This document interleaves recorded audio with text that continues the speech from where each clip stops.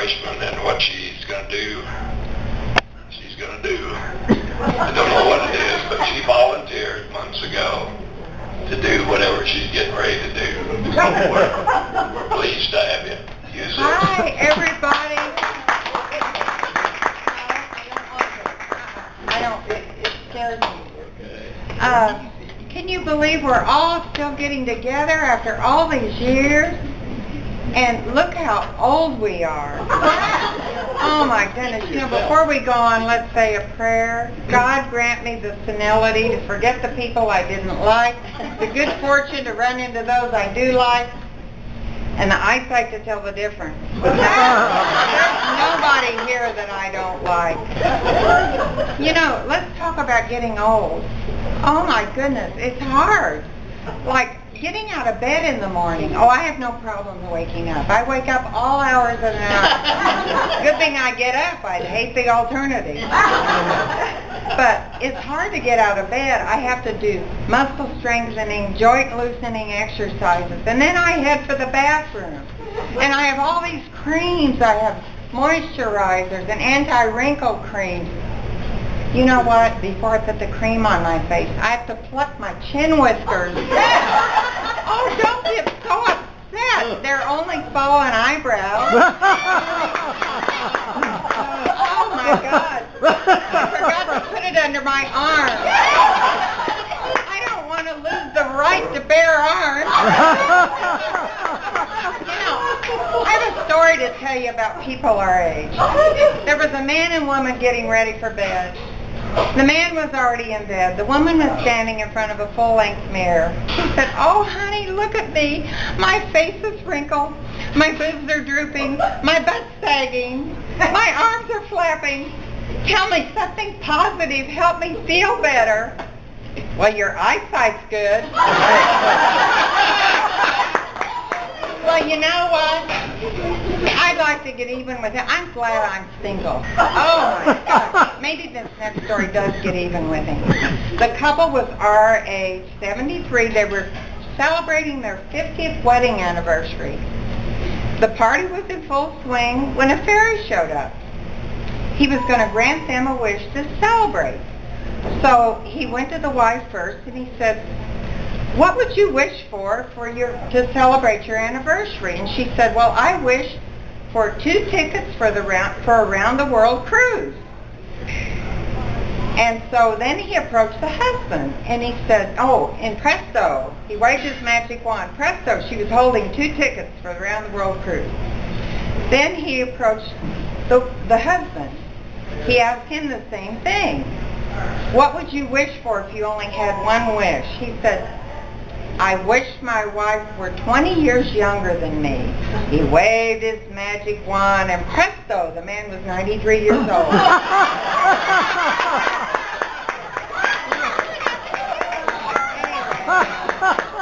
You know, there's some songs written for people our age.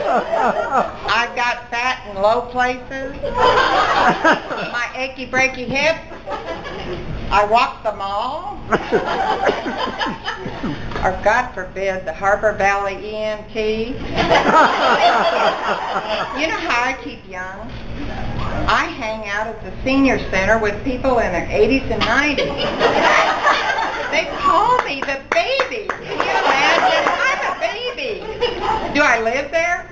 Heck no, I'm not that old. But you know, I love being retired. I have so much fun. But money's tight. The stock market is scary. Interest rates are near zero. These are supposed to be the golden years. Where's the gold?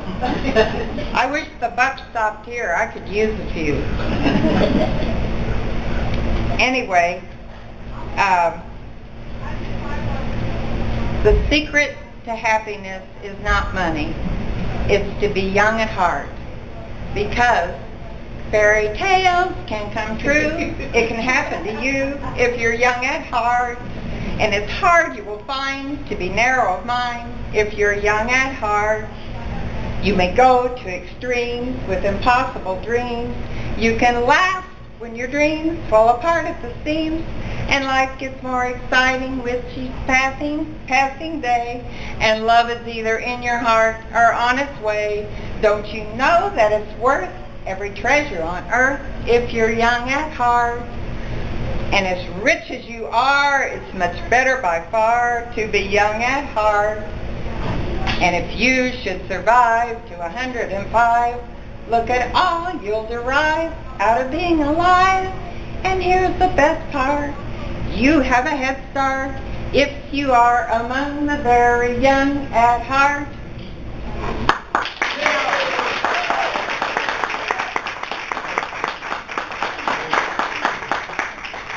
You know, it's funny. I didn't have to try out. Remember tryouts when we were young? Here I am in front of everybody. I used to try out for everything. I always wanted to be a cheerleader.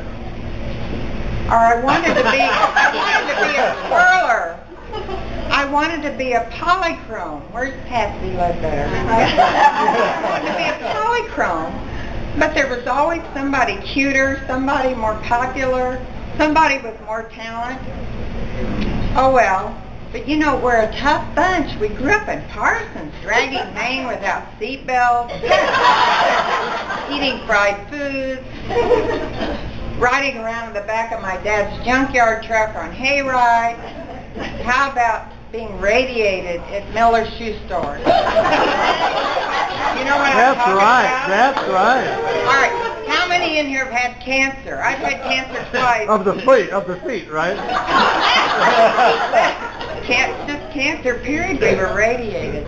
But you know, the biggest miracle of all is that old dilapidated West High didn't fall down and kill all of us. And you know, Peg Owens, you sent me an email calling Garfield garbage. And I was so mad and so hurt. And then I got to thinking, I remember sitting in East High in Mr. Onion's 7th grade algebra class, watching out the south window as the wrecking ball demolished Garfield into a pile of garbage. Now, West High met that same wrecking ball later, but East High grew up to be a college.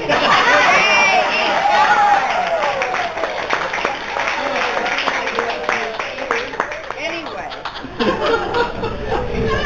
thanks for the memories. Picnics to Lake McKinley, hay rides to Adams Bluff, the polychromes, the drum car. Now, isn't that enough? Oh, thank you so much. Wait a minute. One more thing. If everything's coming your way, you're in the wrong lane. Now,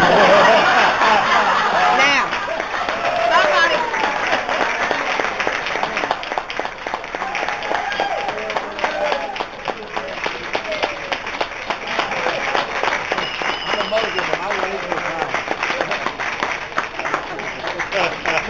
Good girl.